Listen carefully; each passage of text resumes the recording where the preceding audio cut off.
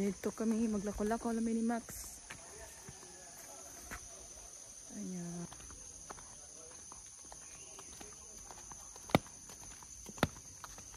Dagan ka encounter ya. Strawberry. That's a wild strawberry. Manok nga tag 50 melon.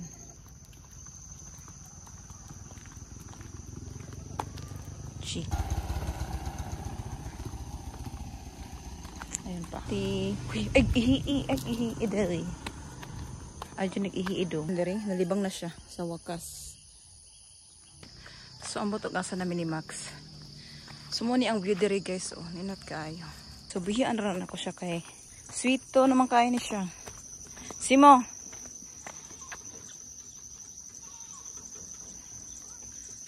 So, ayun. Yun yung view. Shhh! Ito meron sa kuan ni Kapitan. Ito giburungan na dito diri eh. Let's go! Abala ka biyaan ta ka. Musunod rin na siya guys.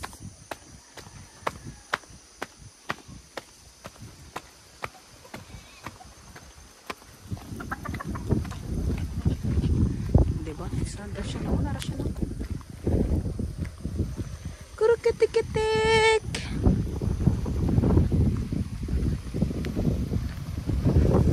May saging. Hilong kaay.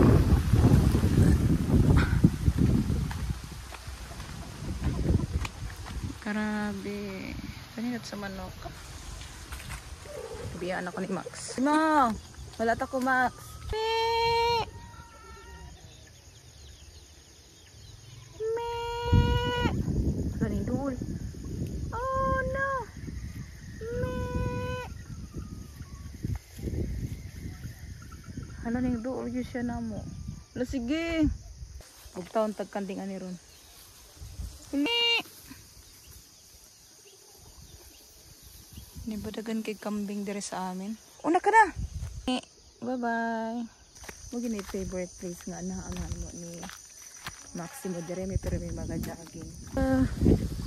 Every 4 p.m. Max needs to like walk because he needs to poop. And this is the place that we normally visit. This is a nice place, you guys.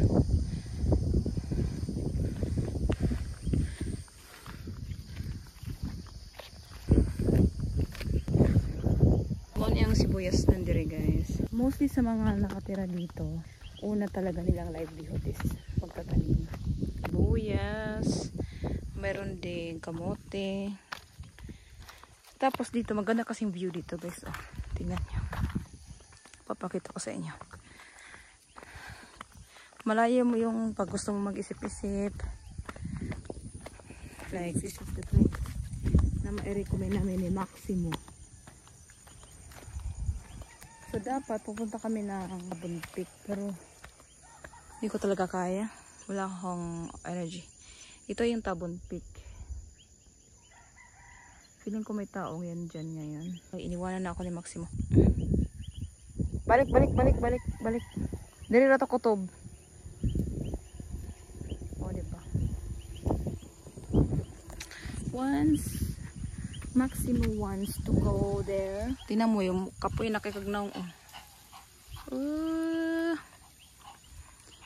So this place is famous to before because parang volleyball court ata to dito. Tapos ang ganda nito dati, grabe. Kasi sobrang laki ng space dyan, diba? Pansin nyo naman, sobrang laki ng space. Tapos, nagiging farm na siya.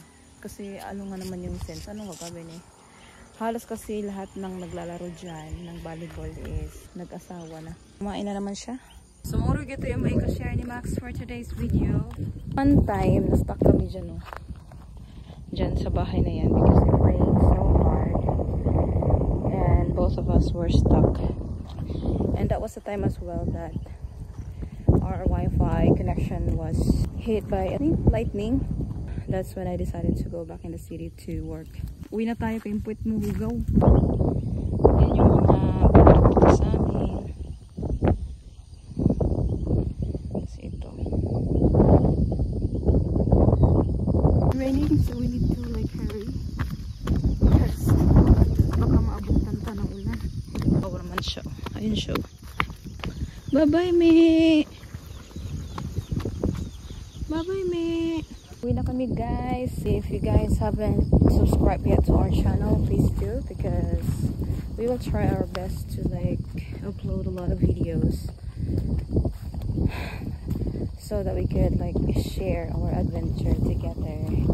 Max is 10, so I wanted to like spend time